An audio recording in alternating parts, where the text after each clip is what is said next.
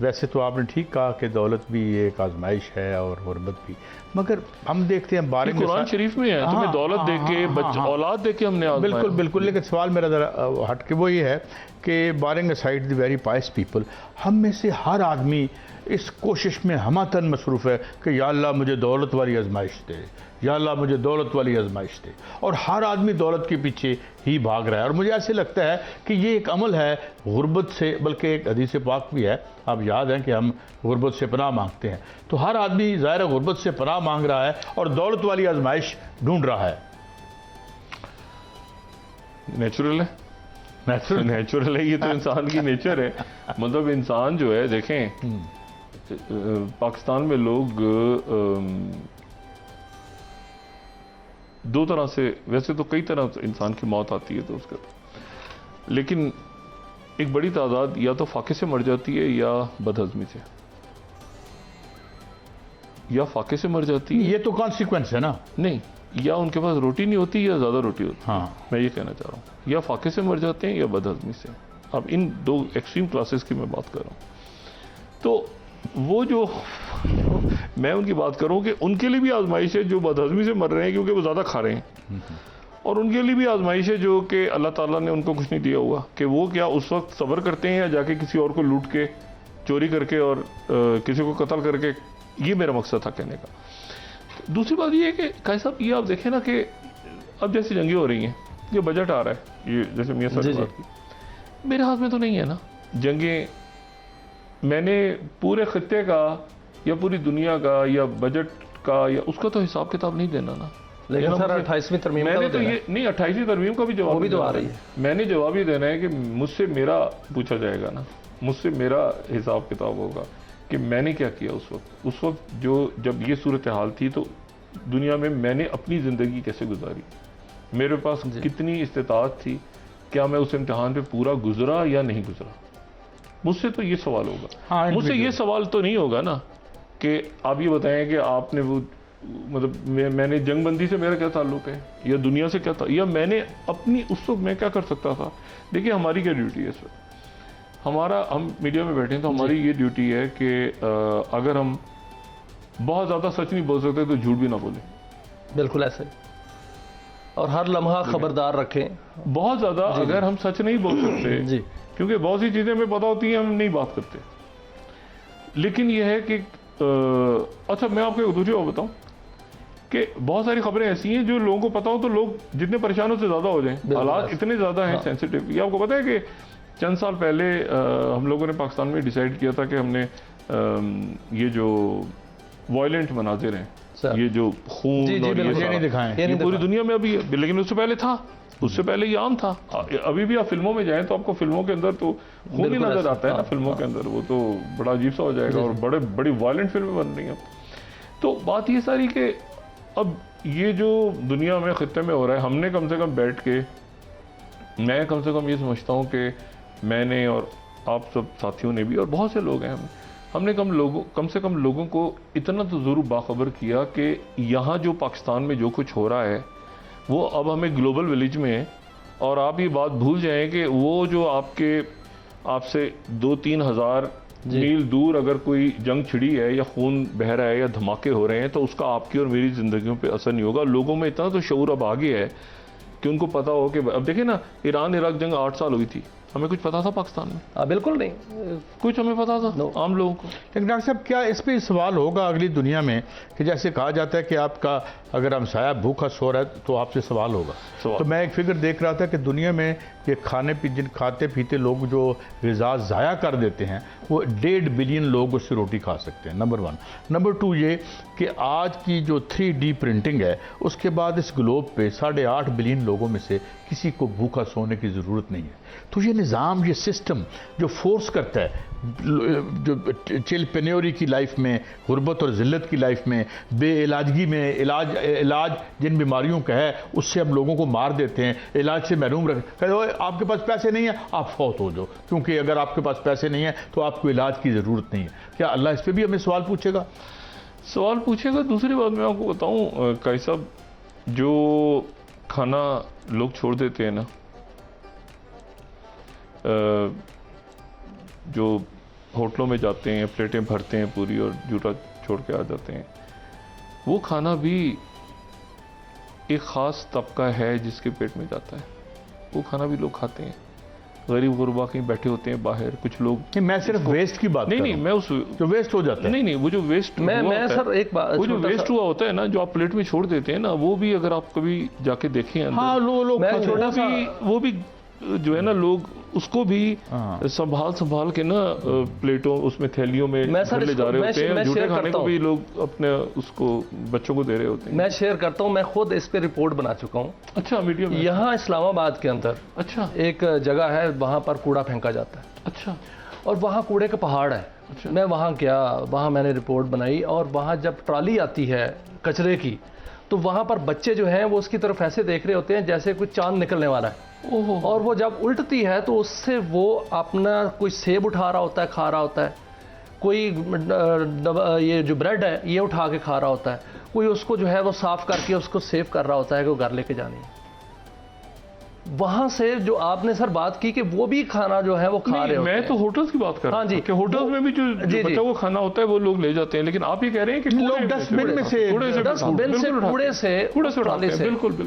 اور وہاں مجھے ایک ضعیف بزرگ ملے، انہوں نے کہا کہ میں بوڑھا ہو گیا ہوں یہ کام کرتے، اور اس کا جو پوتا تھا وہ وہاں سے اسی طرح کوڑے سے اٹھا کے وہ کھا رہا تھا. یعنی نسل در نسل جو چیزیں چلتی ہیں.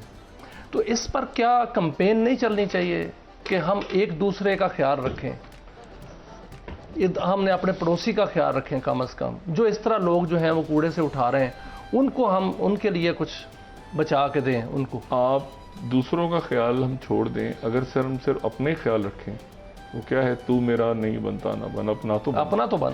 بالکل. جب آپ لوگ یہاں اپنے ہی نہیں ہیں، لوگ اپنا سے مراد یہ نہیں کہ میں کچھ سیلفشنس کی بات نہیں کر رہا کہ میں خود غرضی کی بات کر رہا ہوں. میں آپ سے کہہ رہا ہوں کہ سب سے پہلے تو ہم اپنے آپ کو دیکھیں نا کہ ہم کیا ہیں. مطلب اپنے بنیں گے تو کسی کے بنیں گے. میں اگر خود میں اس قابل ہوں گا کہ میں ہر چیز درست کر رہا ہوں تو میں کسی دوسرے کو پیغام دوں گا، ایسے ہی کروں گا.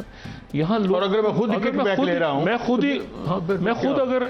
میں ایک گناہوں میں دھنسا ہوا ایک شخص ہوں تو میں کسی کو ڈاکٹر صاحب آپ کی بڑی تحقیق ہے اور جو ایک روحانی ہمارے اعتقادات ہیں اور ہمارے دل کے بہت قریب ہیں کہ جو ظہور ہے حضرت مہدی کا، یا ظاہر ہے ایک وہ ہمارا ایمان اس بات پہ بھی ہے کہ ہم نے ایک ڈے آف ججمنٹ آنا ہے. تو وہ بھی آپ سمجھتے ہیں کچھ نشانیاں نظر آتی ہیں ہمیں، کیونکہ ہم نے بچپن میں جو سنا تھا کہ ایسے ہوگا تو یہ کسی قرب قیامت کی نشانیاں ہوں. بلکہ میں نے تو ڈاکٹر صاحب سے سنا تھا. نہیں ویسے وہ ہم نے بچپن میں اور سورسز سے بھی سنا. تو یہ سمجھتے ہیں یہ قرب قیامت کی نشانیاں ہیں، یہ کچھ تو خون، یہ بھوک، یہ ذلت. یہ میں آپ کو صرف ایک دیکھیں، وہ تو اللہ کا، یہ تو اللہ کی ذات صرف جانتی ہے کہ وہ وقت کون سا ہوگا. لیکن میں آپ کو صرف یہ بتاؤں کہ جو اس سے پہلے بھی جنگیں ہوئی ہیں نا، اس سے پہلے بھی تو اس طرح سے بدترین حالات ہوئے ہوں گے نا پچھلے 100-200 سالوں میں.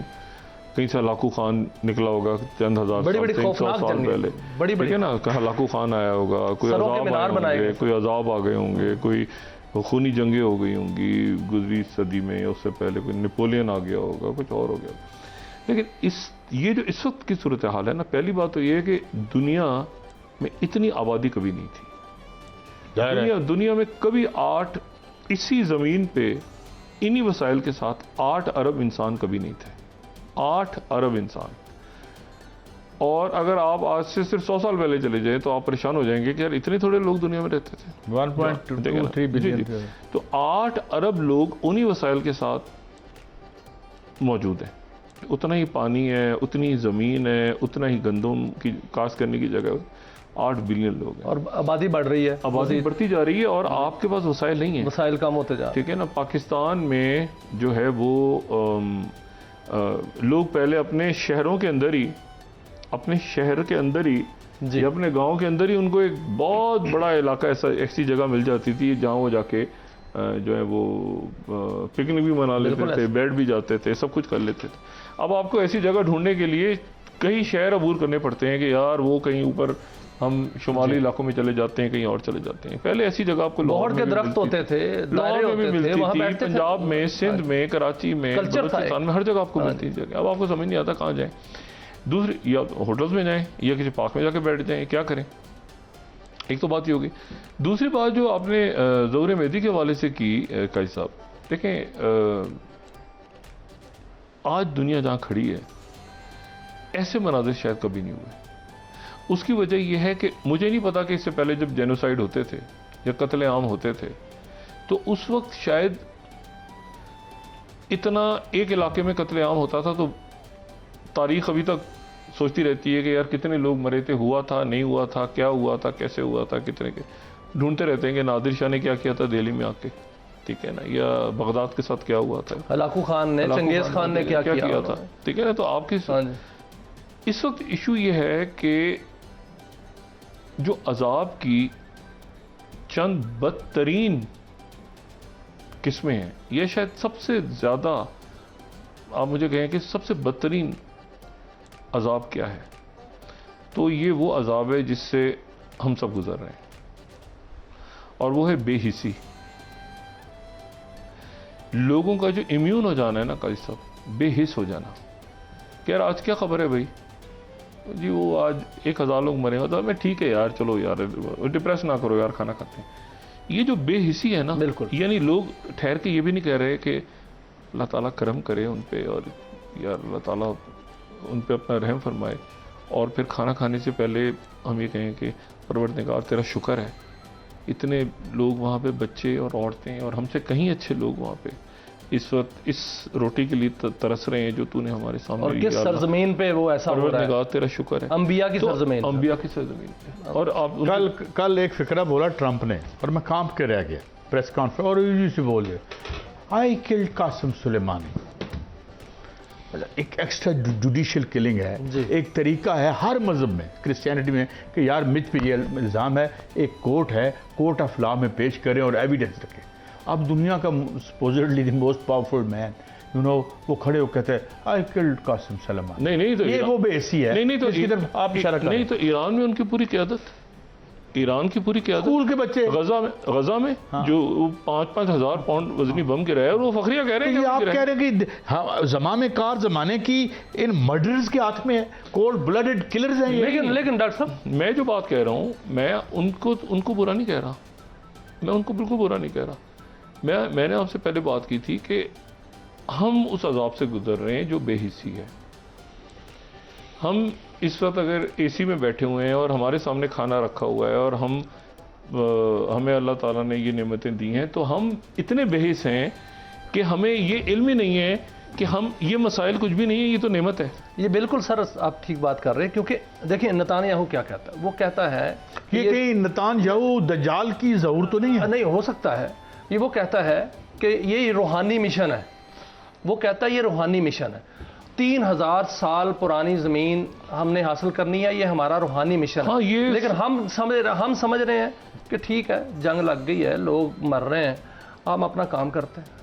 یہ بے حسی ہے، اور وہ اس کو روحانی مشن کہہ کے اس کو پورا کرنے کے چکروں میں ہے. سر میں اسی حوالے سے جاننا چاہوں گا کہ وہ تو روحانی مشن لے کے بیٹھے ہوئے، اور ہم اس کو ایک علاقے کی جنگ سمجھ رہے ہیں کہ ایران کے ساتھ جنگ، پہلے غزہ کے ساتھ جنگ تھی، پھر ایران کے ساتھ ہوئی، پھر یا ہو رہی ہے، جاری ہے، لبنان کے ساتھ ہے. کیا وہ آہستہ آہستہ روحانی مشن کو پورا کرتا کرتا کرتا وہ گریٹر اسرائیل کی جو ہے؟ نہیں، یہ بات آپ نے درست کی ہے کہ وہ اس قتل عام کو، یہ جو خون بہایا جا رہا ہے، اس کو وہ روحانی مشن سمجھ رہے ہیں. یہ بات بڑی امپورٹنٹ ہے. یہ بات بالکل درست ہے کہ اس کو وہ ایک مذہبی عقیدہ سمجھ کے وہ قتل عام جب کر رہے ہیں تو ان کے نزدیک یہ کوئی بچہ نہیں ہے، یہ کوئی زندہ انسان نہیں ہے، یہ کوئی عورت نہیں ہے، یہ کوئی آدمی نہیں ہے. یہ ان کے نزدیک ایک مذہبی فریضہ ہے کہ یار یہ نمبرز ہیں. آج کتنے؟ آج 500 یا 5000 نہیں جی. تو یہ ان کے نزدیک. میں جو اپنی بے حسی کی بات کر رہا ہوں نا، اپنی بے حسی، وہ یہ ہے کہ ہم ان چیزوں سے امیون ہو گئے ہیں بدقسمتی کے ساتھ. وہ اتنی زیادہ ہو رہی ہیں. اتنی ایگزیکٹلی. پہلے دیکھیں نا، مطلب میں کوئی 1000 سال پرانی بات نہیں کر رہا، میں چند سالوں پہلے بات ہی کر رہا ہوں کہ اچانک کہیں کوئی واقعہ ہوتا تھا، پورا محلہ، پوری سوسائٹی کھڑی ہو جاتی تھی، یار فلانے کے گھر میں بیماری ہے، فلانا آدمی پریشان ہے، یار فلانا آدمی پریشان ہے، غمی خوشی سارے اکٹھے جیل، سارے اکٹھے جیل. بالکل. آج جو ہے، آج اگر آپ کو یہ پتہ چل رہا ہے کہ جی کہیں پر، جو میں نے آپ سے بات کی نا کہ ہمارے رویوں کا بھی شاید حساب ہوگا. مطلب یہ رویہ کیا، مطلب میں وہاں پر غزہ میں جا کے اس کو کچھ نہیں کر پا رہا، مثال کے طور پر ناپ کر پا رہے ہیں جی، لیکن ہم اتنا تو صرف سوچ سکتے ہیں نا اپنے ذہن میں کہ پروردگار وہاں پر جو کچھ لوگوں کے ساتھ ہو رہا ہے ہمارے ساتھ نہیں ہو رہا، پروردگار تیرا شکر ہے. وہاں دوائیاں نہیں ہیں، اسپتال تباہ ہو گئے، پروردگار ہم کم سے کم دوائی تو لے سکتے ہیں. تو میں اس بات کی صرف کر رہا ہوں کہ ہم کم سے کم شکر تو ادا کریں اس بات کا کہ اللہ تعالیٰ نے ہمیں آزمائشوں سے گزارا، جو آپ نے بات کی تھی پہلے شروع میں کہ ہر شخص جو ہے وہ قحط سے جانا چاہتا ہے امیر بننے کی طرف، وہ دعا کرتا ہے. میں آپ سے صرف یہ کہہ رہا ہوں کہ جو قحط میں بھی لوگ ہیں، جو پریشان حال بھی ہیں، وہ بھی اللہ کا شکر ادا کریں کہ ان سے کہیں زیادہ مصیبتوں کی شکار ہیں لوگ. مجھے کیا پریشانی ہے کہ بل میں کیسے دوں گا، میرا بجلی کا بل کیسے میں نے دینا ہے، اور میں نے گیس کا بل کیسے دینا ہے. لیکن اس دنیا میں ایسے بھی لوگ ہیں جو کہ مہینوں سے، اور یہ کئی غاروں کے دور کی بات نہیں کر رہا میں، یہاں سے جیتے جاگتی دنیا، جن کو جو یہ کہتے ہیں کہ یار اللہ کرے کبھی یہاں پر بجلی آ جائے دوبارہ، جو ہمارے گھر تباہ ہو گئے اس میں. تو میں صرف یہ بات کہہ رہا ہوں. میں سر اسی طرف آ رہا ہوں. آپ کا بھی میں نے وہ پوری سیریل سنی ہوئی ہے، اینڈ آف ٹائم. اس میں آپ نے بھی یہ بات کی ہے، اور ڈاکٹر اسرار صاحب سے بھی میں نے باقاعدہ طور پہ سنی. اللہ تعالیٰ ان کی مغفرت فرمائے، گری کے رحمت کرے. بہت بڑے انسان تھے. کہ جو بات ہم کر رہے ہیں بے حسی کی، ایک شخص جو کہ بہت ہی پرہیزگار تھا، بہت ہی نیک تھا، ہر وقت اللہ اللہ کرتا تھا، عبادت کیا کرتا تھا. اللہ نے فرمایا حضرت جبرائیل علیہ السلام کو کہ اس بستی کو الٹ دو.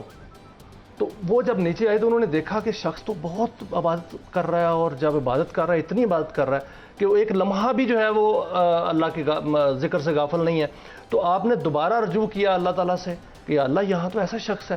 تو اللہ تعالیٰ نے فرمایا کہ اس کو نیچے رکھ کے اوپر الٹ دو، کیونکہ اس کے چہرے پر کبھی ملال نہیں آیا، اس کا چہرہ کبھی سرخ نہیں ہوا جب میرے جو احکامات جٹلائے جاتے تھے اس وقت، جب لوگ جو ہیں وہ بے روزگاری میں یا اس وقت غربت میں مارے جا رہے تھے، اس کا چہرہ تو کبھی سرخ نہیں ہوا. یہ تو بے حس انسان ہے، اس کے اوپر ساری بستی الٹو. تو اس کا مطلب ہے کہ سر جو بے حسی ہے وہی ہمارے لیے وبال بن گئی ہے. جو قرب قیامت سے پہلے، جی جی. اب قیامت سے قرب قیامت پتہ نہیں کتنا، اس میں علامات بعیدہ اور علامات وہ ساری، اس سے فوراً پہلے کیا ہوگا، لیکن پہلے اس میں ایک علامت بے حسی بھی ہے کہ لوگ بے حس ہونا شروع ہو جائیں گے. لوگ امیون ہو جائیں گے، لوگ عادی ہو جائیں گے اس بات کے کہ یار وہ ٹھیک ہے نا یار، اس کے اچھا یار کیا ہو گیا، ادھر ہو رہا ہے نا، ہمارے گھر میں نہیں ہو رہا، اور ہم تو بیٹھے ہیں نا یار آرام سے. آپ کسی کو جا کے کہیں کہ یار وہ باہر لوگ بھوکے ہیں، بہت سارے آج بچے پریشان حال ہیں، وہ شہر میں اتنی جو ہے وہ جانیں چلی گئی ہیں.